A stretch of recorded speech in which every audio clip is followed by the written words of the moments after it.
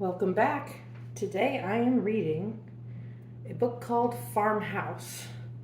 A small backstory on this book is that the author of this book actually did buy an abandoned farmhouse and figured out a little bit of history of the family that used to live in the farmhouse she purchased. And she wrote a book about them, hoping to preserve their story. So here we go with Farmhouse by Sophie Blackall.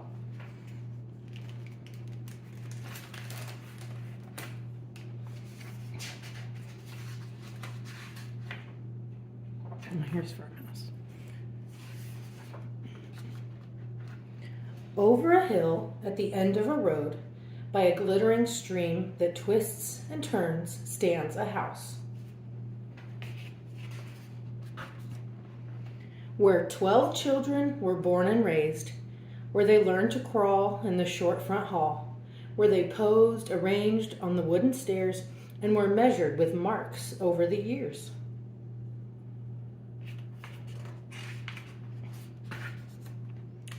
Where they carved potatoes and dipped them in paint to pattern the walls with flowers and leaves and painted the cat, about which they lied.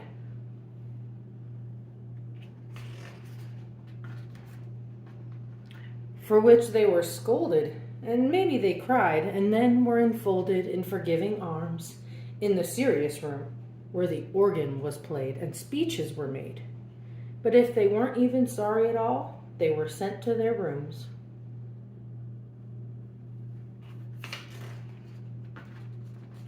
Where they pored over books about planets and stars, then climbed into bed, where they dreamed of Mars. Or they dreamed of cats or the distant sea.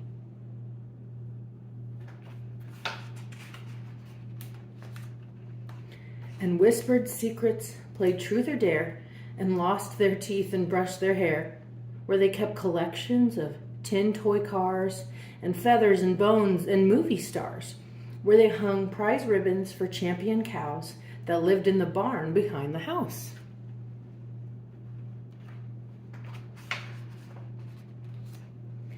And were milked twice a day, no matter the weather, at dawn and at dusk by one child or another, who shivered and grumbled as they crossed the yard, or liked being alone with a flaming cloud, depending on the season, the day, and the child.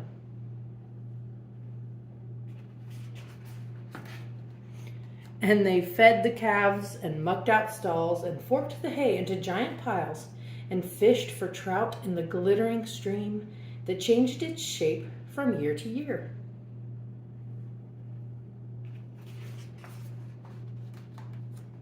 And walking home with their rods and flies, they picked gnarled apples to turn into pies.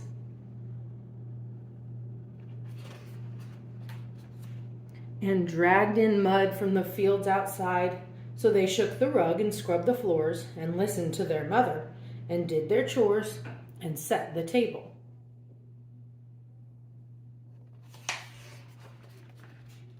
And bowed their heads and dished up soup and tore up bread.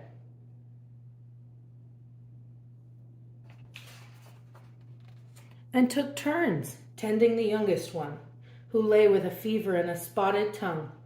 And as they watched, they darned their socks and sewed on buttons that once were shells in the faraway sea that they'd never seen. And they waited for spring, which eventually came, as it did every year, with blossoms and rain, which leaked through the holes that had grown in the roof, collecting in bowls and pans and pails, staining the wall in the short front hall with the flowers and leaves and measures and marks.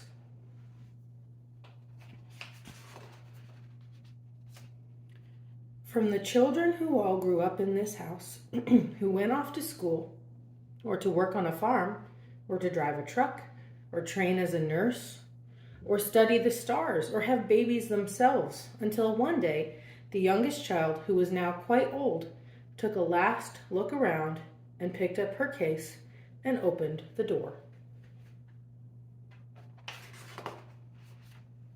And stepped outside and into a car where her sister was waiting to drive to the sea, which they'd always, always wanted to see.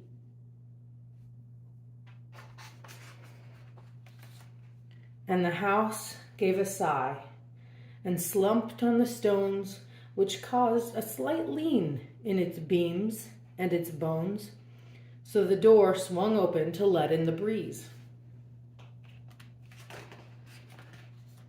and welcomed the rain that rotted the floor where a sapling grew right next to the stove, where the wallpaper peeled like onion skins and drifted about with the fallen leaves, and the button that was once a shell in the sea.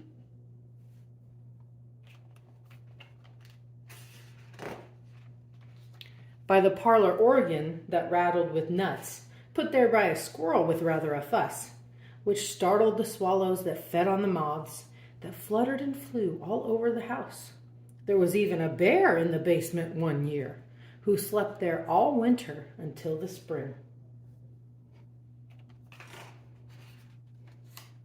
which was when I came and cut a path through prickly burdock and nettles and grass, and found what remained of the old farmhouse, where I filled my arms with wallpaper scraps and rain-soaked books and brittle maps and mud-caked dresses and handkerchiefs and a button that was once a shell in the sea.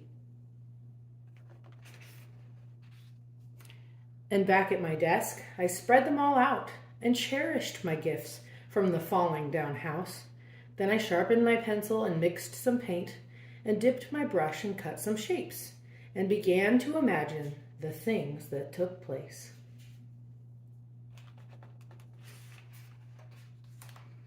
In the home where 12 children were born and raised, where they ate and slept and worked and played and laughed and loved and grew quite old, where they'll live on now in this book that you hold, like your stories will, so long as they're told.